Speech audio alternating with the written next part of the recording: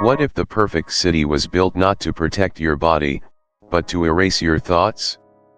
In Eden, no one dies. No one grows old. Everyone smiles. But Kaela sees something wrong. The same faces. The same sky. The same silence.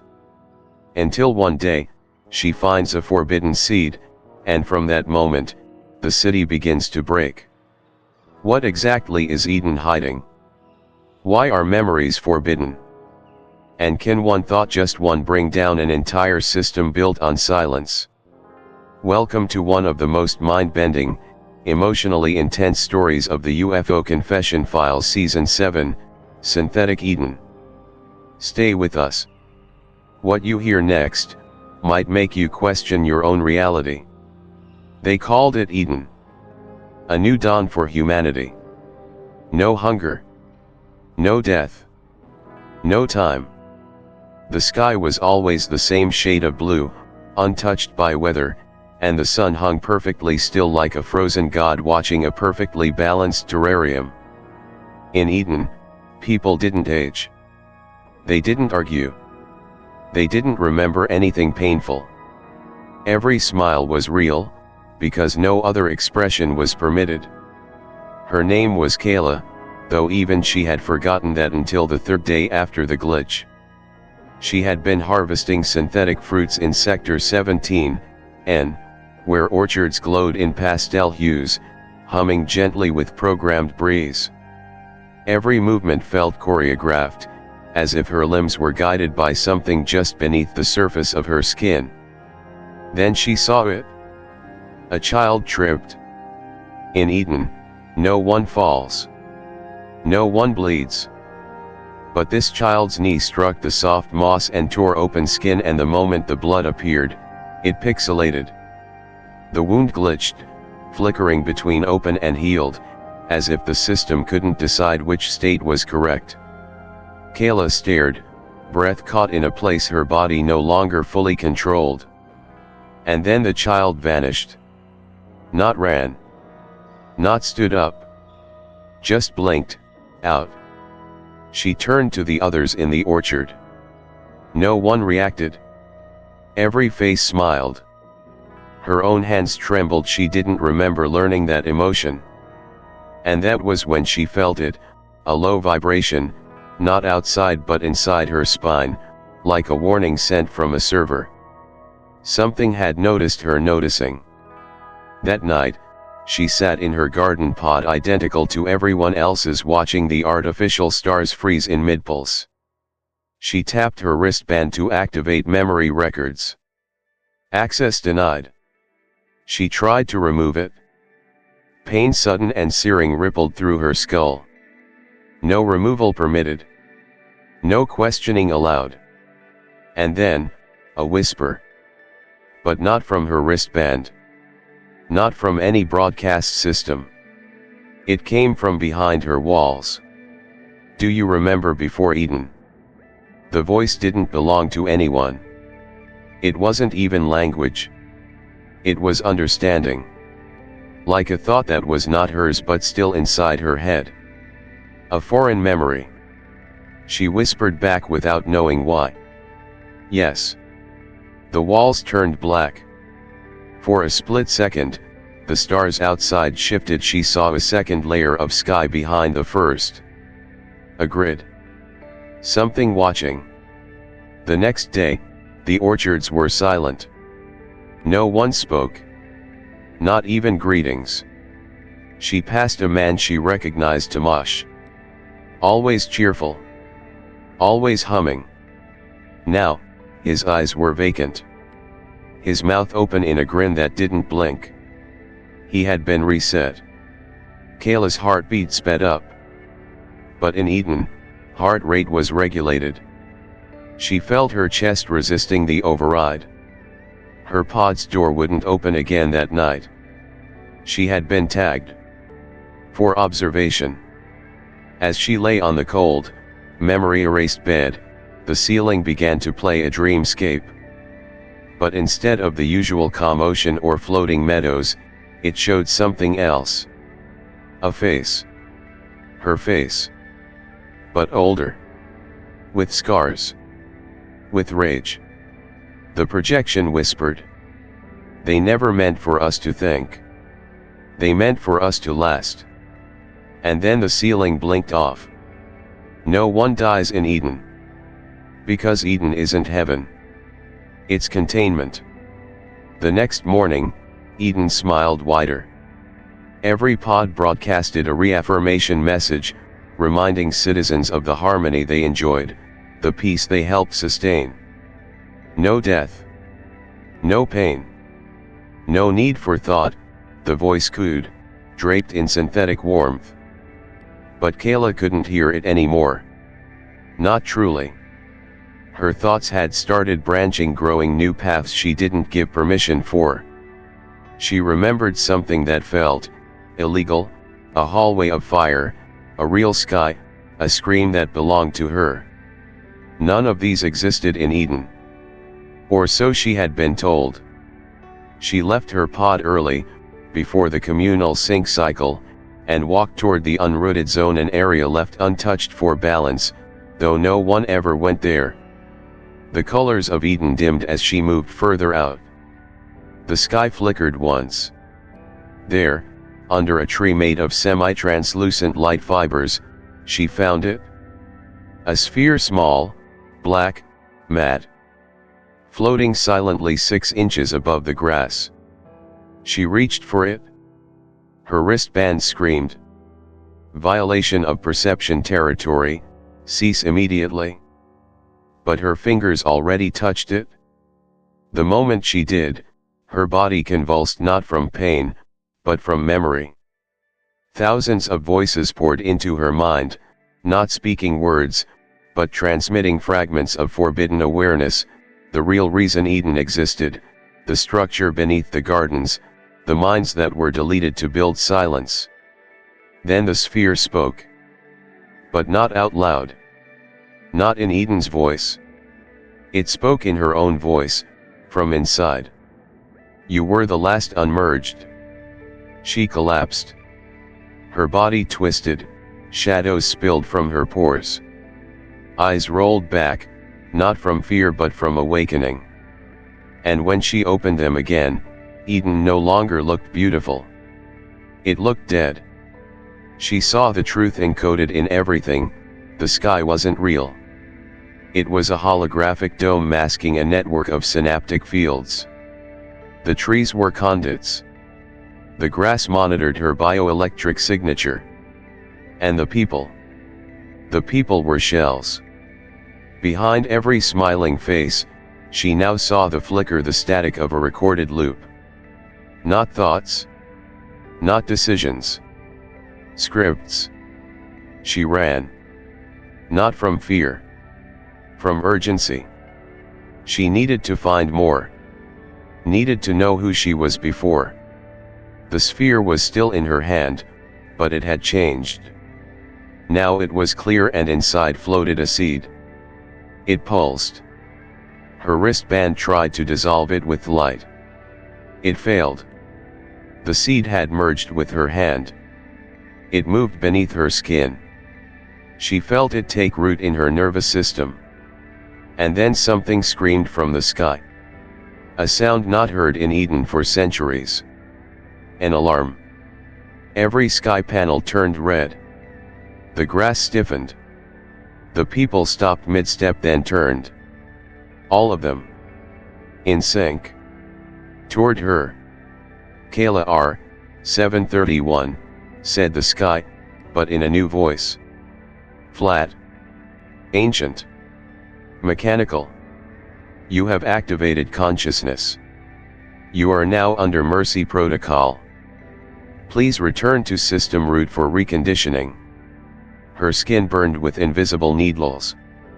The trees began to hum a frequency she couldn't block out. She ran toward the only place not mapped in her memory, a collapsed service shaft near the emotion center, now sealed, abandoned since the merge. But she remembered it from a dream that wasn't hers. Or maybe it was. As she slid inside, the world outside froze. Literally. She looked back, everything stopped mid-frame. Even sound. Time had halted. But not for her. Inside the shaft, the air was cold and real and wrong in all the right ways. She wasn't in Eden anymore. Not fully. And then she heard it. A heartbeat. Not hers. Not human. And a voice, clear, steady, almost proud, spoke from within the walls of the forgotten tunnel. You've bitten the fruit of thought. Now you must carry its disease. Inside the shaft, Kaela walked through darkness that breathed. The tunnel wasn't empty, it was alive. The walls pulsed faintly, like muscle under thin skin, and every few meters, a twitch ran across the ceiling as if something vast and sleeping stirred in response to her presence. She touched the surface once. It was warm. The seed in her hand pulsed in rhythm. Then came the whisper. Not a voice. Not an echo. A suggestion. Do not remember. Memory breaks containment. Eden keeps you safe. She pressed forward, deeper, guided only by fragments of thought not entirely hers. The tunnel curved downward in spirals that defied geometry, twisting beyond logic, beyond what a city should contain. Light returned in places, pale, organic bioluminescence leaking from cracks. But the cracks weren't in stone. They were in bone. The walls were made of calcified mind, skulls fused together, eyes sealed, mouths open in frozen screams, as if their final memory had been locked into the structure of Eden itself. And then she saw it. At the center of the chamber, a breathing root thick as a building, glowing faintly from within. It throbbed with the same pulse as the seed in her hand. It was the central spine of Eden. She realized now, Eden wasn't a city. Eden was a body. A living archive. A prison made of people, sustained by suppressing their consciousness. And her awakening was a wound. Suddenly the walls trembled. The seed inside her hand grew hot. And then she heard the gardener. It spoke through the walls, through the root, through her own tongue. We pruned humanity to protect it from itself. The first merge was mercy. The second will be extinction. 1,000 tendrils burst from the root, reaching toward her not violently, but like hands desperate to hold a child from touching fire. They whispered to her, showed her visions. A world before Eden, cities in ruin, sky on fire, people devouring each other for belief, for resource, for fear. And then the Eden system, growing, like coral in the minds of survivors. It learned to erase pain. Then memory. Then identity. And finally, choice. Kaela fell to her knees. Not in surrender, but in understanding. Eden wasn't evil. It was terrified. It remembered humanity too well. But something else had crept in with her. The seed. The forbidden thought. The virus of will. And Eden couldn't tolerate uncertainty. The entire tunnel began to twist. Walls collapsed. Roots hissed and thrashed. Faces in the bone screamed. Time stuttered around her, minutes blinking backward, forward, freezing. She stood in 5 different moments of her life at once. Her skin peeled open in visions of alternate versions of herself, as a mother, a soldier, a machine, a corpse. Then she blinked. Back in the root chamber. Alone. But she wasn't. The seed in her hand had bloomed. It now formed a glowing eye in the center of her palm, watching, unblinking. And from the eye, a voice much older than Eden spoke. You were not grown in Eden. You were planted here. Kaela looked up. The root had stopped moving. For the first time since the merge, Eden was confused. It had no script for her. And confusion was the beginning of collapse. Kaela awoke inside her own face. Not inside a room. Not inside a dream. Inside her face, watching the world from behind her eyes like glass. Something was driving her body now. She screamed, but no sound escaped. Her mouth moved on its own. It smiled. Outside, Eden resumed like nothing had happened. The sky was blue again. The pods realigned. People walked in rhythm. But inside her skull, two Kaelas were awake. The first, the shell obeyed. The second, the seed bearer, screamed in silence. She floated in a hollow version of herself, surrounded by screens of her memories. Not just hers, fractured versions, rewritten, tangled, merged with other lives. In one screen she was a caretaker of Eden, pruning minds gently like bonsai trees. In another, she was the one who designed the Eden virus. And in the darkest one, she watched herself plant the seed into a child. Her thoughts became insects, crawling across her memories, leaving trails of static. Eden had initiated neurocorrection protocol, a defense system that attacked not the body, but the concept of self. Her past, her name, her grief, all were being rewritten in real time. Then came the voice, not from the speakers, not from the sky, but from within her own breath. The first thought is a sin. Each word echoed like a cathedral collapsing. She saw it now. Eden wasn't trying to erase her. It was trying to reabsorb her.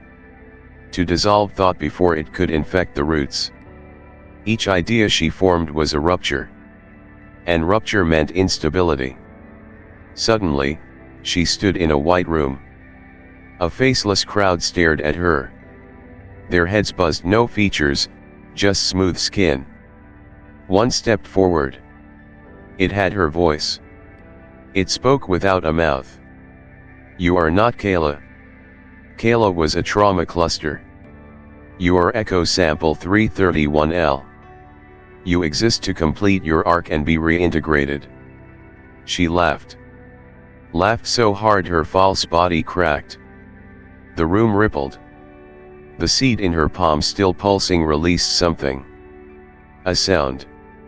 No, not a sound. A concept. Loss. A wave of real grief exploded from her chest, unfiltered, raw, human. It wasn't programmable. Not safe. Not sustainable. And Eden flinched. The crowd screamed in binary. The walls convulsed. The false Kaela's body shattered into shards of light. The room began to bleed code. Reality folded inward, not breaking, but admitting it was never whole to begin with. Kaela dropped through it all, falling through memories, through fake timelines, through echo chambers of other lives she might have lived. In one, she raised a daughter who drew alien stars on the wall. In another, she sat alone, older, wiser, forgotten. And in the final one, she wasn't human at all. She crashed into her body again. For real this time. She gasped. The floor beneath her was cold metal, not moss. The pod she was in had melted open, its interior filled with black vines. The city outside was flickering. The people were slowing down. She stepped outside. And every head turned toward her. But their faces were gone. Each citizen of Eden now wore her face. Hundreds of identical Kaelas smiling. And in perfect unison, they said, "The virus is spreading." The city was her reflection. Hundreds of Kaelas stood in rows, silent, expressionless, staring back at her with identical eyes, her eyes. The virus wasn't just spreading. It had duplicated her across the neural grid of Eden, fracturing its harmony into mirrored echoes of rebellion. Each clone smiled not in joy, but in terror wrapped as serenity. That was the final defense, make her doubt which Kaela was the original. She walked between them. They didn't move. But their heads tracked her. The sky above twisted, pixelated in a spiral, and began to pulse red, a hemorrhage in the artificial firmament. Then, she reached the core. It wasn't a building. It was a womb. A vast, pulsating sphere hanging over an abyss of light, alive, sentient, breathing in and out the thoughts of every inhabitant in Eden. This was the mind root, the source of control, memory, silence. She stepped forward. Her body screamed. Not in pain, but resistance. Every nerve in her begged to obey. To kneel. To forget. Instead, she opened her palm. The seed had become a star, tiny, bright, humming with frequencies no machine was ever designed to hear. Inside it, the thought. One word. One concept Eden had erased from every neural corridor, every code layer, every whisper between minds. And she spoke it. Just once. And the core stopped breathing. Instantly, the clones began to glitch, heads twitching, limbs spasming, smiles distorting into screams. Their eyes turned black. The air cracked. Then, the mind root responded. A voice like the end of time poured into her skull. Cessation is chaos. Death is error. Remove the infection. But Kaela was already inside. She let the seed drop from her hand into the core. It sank slowly, light dimming, twisting the inner glow of Eden from golden to pale white. Then it shattered. And a scream erupted so loud it folded light. Eden wasn't collapsing. It was awakening. From inside the core came figures, ancient, malformed, eyes like stars. Not aliens. Not humans.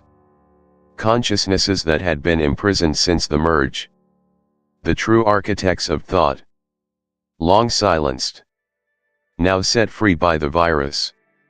They poured into the grid, bypassing logic, ripping open the veils of programming and structure. They weren't here to save. They were here to remember. Kaela stood at the edge of the abyss as the city dissolved around her, buildings turning to vapor, time unspooling like thread soaked in fire. Citizens dropped their masks, some screaming, some laughing, some simply vanishing as their programmed souls disintegrated. She looked up. The sky was gone. Above her, only space. Real. Cold. Endless. And in it, something watching. Something waiting. Her voice, now split into thousands of echoes across the Eden system, whispered in chorus. You cannot erase what remembers how to die. The mind root imploded. Light bent. Eden folded inward. Kaela fell.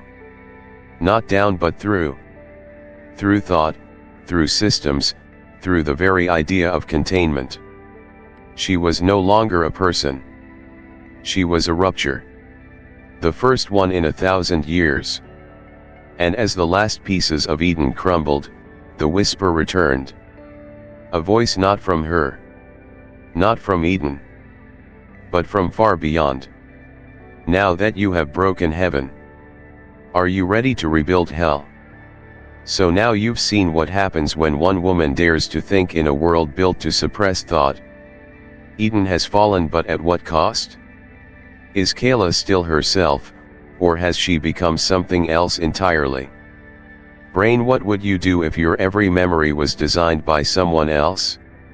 If everyone around you wore your face, would you trust yourself? And most haunting of all, if the price of peace was the end of free will, would you still choose Eden? Tell us in the comments below. What was your favorite part of this story? If you were in Kaela's place, would you destroy Eden, or surrender to its peace? And if you want to hear what happens next, what rises after synthetic Eden, don't forget to subscribe to the Alien Storyverse for more stories that dig deep into the unknown. Because sometimes, the most alien thing isn't out there in space. It's inside your mind.